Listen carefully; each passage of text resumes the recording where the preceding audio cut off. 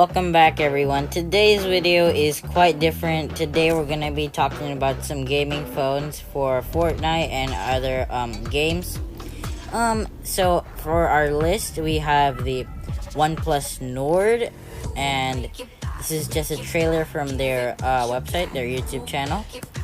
And it is a good phone, and we're gonna be comparing this OnePlus Nord and two other phones, which I'll be talking about later. It has pretty good cameras, of course. They really aren't so good, as you'll see. As a camera, even though it says that it's been stolen from the OnePlus 8, which means they took it from the OnePlus 8. It has to have a good chipset for it to function as good as the OnePlus 8, which has a 865 Plus, a Snapdragon 865 Plus, which is one of the best processors.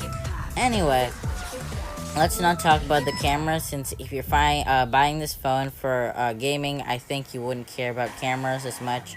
I'm not, so I put this in the list. But you should care about battery life with a 4125 milliamp hour battery and 90 Hz AMOLED screen, which is awesome. And it is pretty much everything you could ask for, as they said. And also, if you do buy a OnePlus phone or anything from OnePlus, actually no, only OnePlus phone, you could get the Bonger Boogie from a Fortnite. It's an emote. Next in the list is the Realme, what is it called? Realme X3 Super Zoom. Has vivid colors for your needs. Of course, if you buy a gaming phone, I don't think most people would care about colors, but if you do, you do, and it's awesome.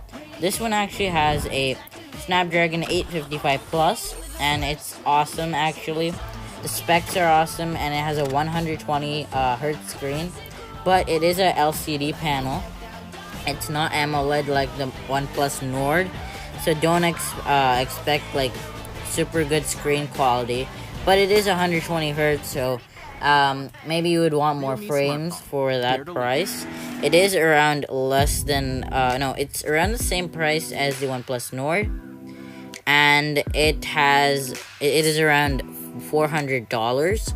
So I bet a lot of people could afford this phone, but if you do want something to game with and you're looking at a price range of $400 and you already may own a TV, 4K or not, then go ahead and buy a console, preferably and PS5, the digital version, or you could opt for the normal version, which has a disc drive, but that is for another video.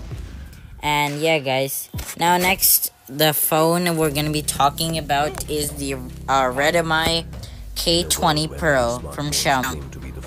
So this phone is very powerful with a Snapdragon 855, and it has pretty decent cameras.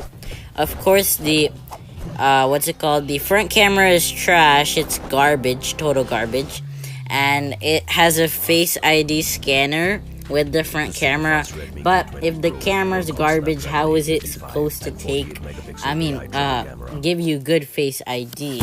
So anyway, if you want cameras, definitely don't go for the selfie cameras, then don't go for the Redmi K20 Pro. But if you do care about back cameras, it does have a good system of triple cameras, I think. A 48 megapixel main camera, 8 megapixel telephoto, and 11 megapixels of ultra wide. And all of these are way more better in the K20 Pro than any other phone we have. Of course, the Realme does have a zoom system, but anyway, you can pick between those two. But the thing that I purchased is the OnePlus Nord. The reason why is because of its 90 Hz refresh rate. We've seen it in its big brother, the OnePlus 8. And that phone was a big hit, and a lot of YouTubers also discussed about its 90 Hz refresh rate. And so it's because of its processor, which is the Snapdragon 865 Plus, which is a very good processor, and you only see it in high ends from Samsung or Apple. A lot of people are buying the OnePlus 8 or 8 Pro because of its good processor, good cameras, and everything like that. It also has a 120 Hz flashy refresh rate, and that is the reason why people are forgetting about Samsung's and Apple's flagships and buying OnePluses. OnePlus has a history of making phones that are very good and have very good processing power for a very low cost. That has gone to be very incremental in the last few years, as they've increased their price to $800 for their OnePlus 8. And that is actually a very good flagship, competing with Apple's and Samsung's flagships.